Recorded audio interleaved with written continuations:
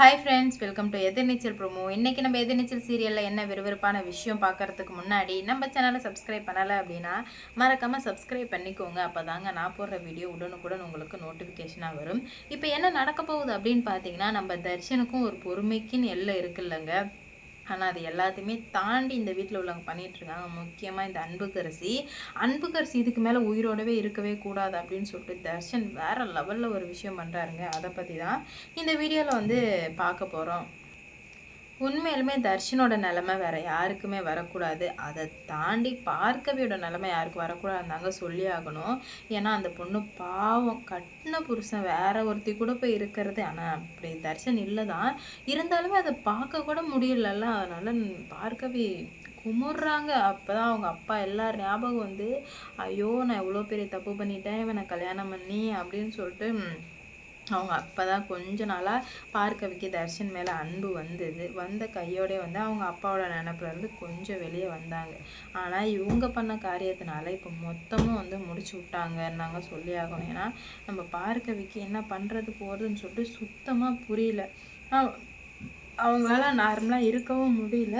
தர்ஷன் வந்து தெரிஞ்சிடுது பார்க்கவி இந்த நிலமையில இருக்குது. நம்ம கண்டிப்பாக பார்க்கவிக்கு ஒரு நம்பிக்கை கொடுத்தே ஆகணும் அப்படின்ற மாதிரி நினச்சி நம்பிக்கை கொடுக்குறாங்க. நம்பிக்கை கொடுக்கறதுக்காக அன்புக்கரசிக்கிட்ட இங்கே பாரு அன்பு, நீ கூட யோசிப்பார், எங்களுக்கு கல்யாணம் ஆகலைன்னா பரவாயில்ல, ஆயிடுச்சு, நாங்கள் 2 பேரும் ஒன்று ஆகிட்டோம், எனக்கு இன்னொரு 10 மாதத்துல குழந்தை கூட வந்துடும் அப்படின்னு சொல்லவுமே அன்புக்கு தூக்கி வரி போட்டுருது. இல்லை அப்படிலாம் நடக்க வாய்ப்பே கிடையாது அப்படின்ற மாதிரி சொல்லவுமே, நீங்கள் பொய் சொல்கிறீங்க அப்படின்ற மாதிரி சொல்லவுமே, இதில் யாராவது பொய் சொல்லுவாங்களா அன்பு, உனக்கு கொஞ்சம் கூட அறிவே இல்லைன்னு சொல்லிட்டு எந்த அளவுக்கு அவரால் பொறுமையாக பேச முடியுமோ அந்த அளவுக்கு பொறுமையாக பேசிகிட்டு இருக்காருங்க நம்ம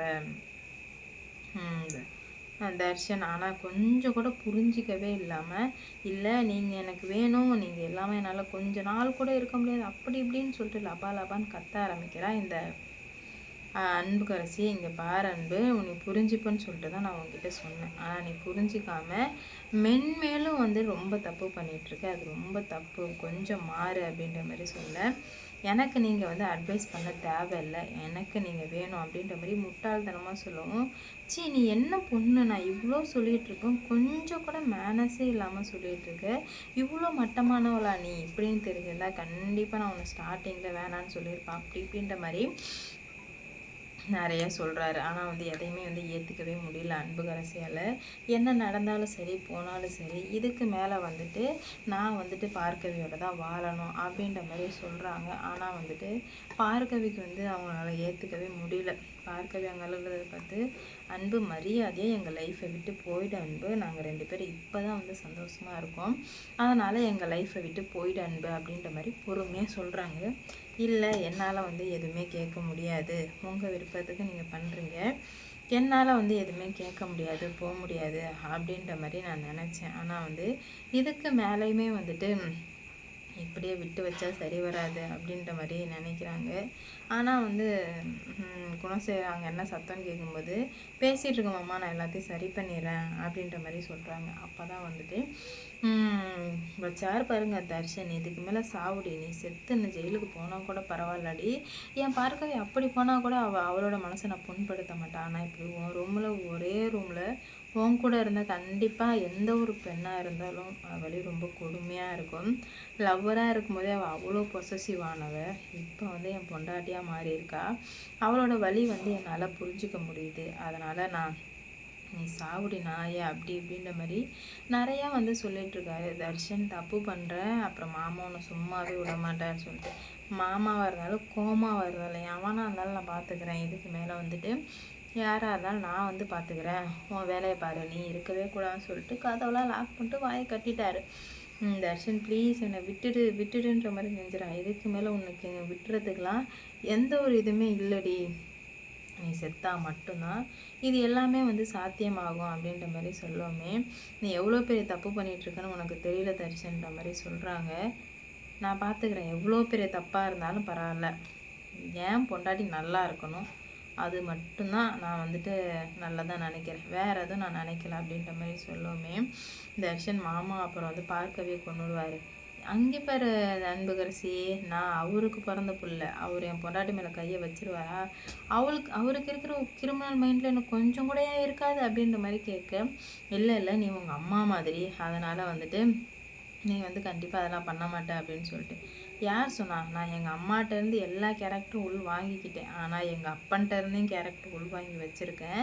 எப்போ தேவைப்படுதோ அதை நான் வெளியிட்டேன்னு வச்சுக்கோ, மொத்த பேரும் க்ளோஸ். அதனால் மரியாதையாக இருக்கிற வழியை பாரு அப்படின்ற மாதிரி சொல்லவுமே அன்புக்கரசிக்கு வெள்ளன்னு ஆகிடுது. என்னடா ஆகிடுது, தர்ஷன் இப்படி சொல்கிறானே, என்ன பண்ணுறதுன்னு ஒன்றும் தெரியலையே அப்படின்ற மாதிரி ரொம்ப வந்து குழம்பி போகிறாங்க.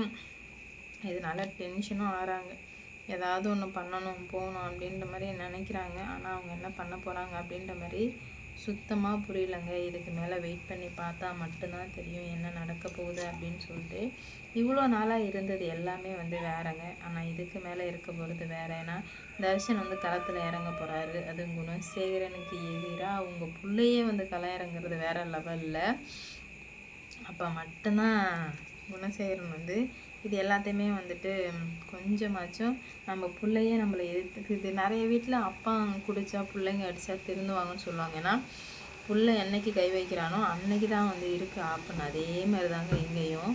இப்போ குணசேகரனுக்கு எதிராக தர்ஷன் கிளம்பிட்டார்ல, இதுக்கு மேலே வந்து ஆட்டமே வந்து வேறு லெவலில் இருக்கும். வெயிட் பண்ணி பார்ப்போம் என்ன நடக்க போகுது அப்படின்னு சொல்லிட்டு. குணசேகரன் எதிர்பார்க்கல தர்ஷன் திடீர்னு இப்படி மாறுவார் அப்படின்னு சொல்லிட்டு. மாறினதுனால பல பிரச்சனைகள் வந்து வர இருக்குது. இது எல்லாமே சக்திக்கும் ஜனனிக்கும் தான் ஆப்பு இருக்குது. ஆனால் வந்துட்டு ஜனனி எப்படியாச்சும் எல்லாத்தையும் சரி பண்ணிடுவாங்கன்னு நான் நினைக்கிறேன். நீங்கள் என்ன நினைக்கிறீங்கன்னு சொல்லிட்டு மறக்காமல் கமெண்டில் சொல்லிட்டு போங்க. இந்த வீடியோ உங்களுக்கு பிடிக்கும்னு நினைக்கிறேன். பிடிச்சிருந்தா லைக்கோ ஷேரோ பண்ணிக்கோங்க. அப்போ தான் நான் போடுற வீடியோ உடனுக்குடன் உங்களுக்கு நோட்டிஃபிகேஷனாக வரும். இந்த குணசேகரனுக்கு என்ன தண்டனை கொடுத்தா சரி வரும்? மரண தண்டனை குணசேகரனுக்கு கண்டிப்பாக கொடுக்கவே கூடாதுங்க. மரண தண்டனையோ ஆயுள் தண்டனையோ ஜஸ்ட் நார்மல். தப்பு பண்ணுறவங்களுக்கு குணசேகர மாதிரி ஒரு கொடியவனுக்கெல்லாம் கண்டிப்பாக வந்துட்டு ஒரு கொடூரமான தண்டனை தான் கொடுக்கணும். அது என்ன தண்டனை கொடுக்கலாம், என்ன தண்டனை குணசேகரனுக்கு மேட்சிங்காக இருக்கும், இவ்வளோ நாள் பண்ண பாவத்துக்கு எல்லாத்துக்கும் எது சரிப்பட்டு வரும் அப்படின்னு சொல்லிட்டு மறக்காமல் வந்து கமெண்டில் சொல்லிட்டு போங்க. ஏன்னா வந்துட்டு யாரோட தண்டனை வந்து ரொம்ப நல்லா இருக்குது, பெருசாக இருக்குது, குணசேகரனுக்கு எது சரிப்பட்டு வருமோ அது பார்ப்போம். இவ்வளோ நாளாக நம்ம தர்ஷன் இருந்ததுக்கும் இப்போ இருக்கிறதுக்கும் இதுக்கு மேலே எப்படி இருக்க போகிறா உங்களுக்கு தோணுச்சு அப்படின்னா மறக்காமல் கமெண்டில் சொல்லிட்டு போங்க. இந்த வீடியோ பிடிச்சிருந்தா லைக் பண்ணுங்கள், ஷேர் பண்ணுங்கள், மறக்காமல் சப்ஸ்கிரைப் பண்ணிக்கோங்க. அப்போ தான் நான் போடுற வீடியோ நோட்டிஃபிகேஷனாக வரும். அடுத்தடுத்து என்ன நடக்க போகுதுன்னு பார்க்கலாம்.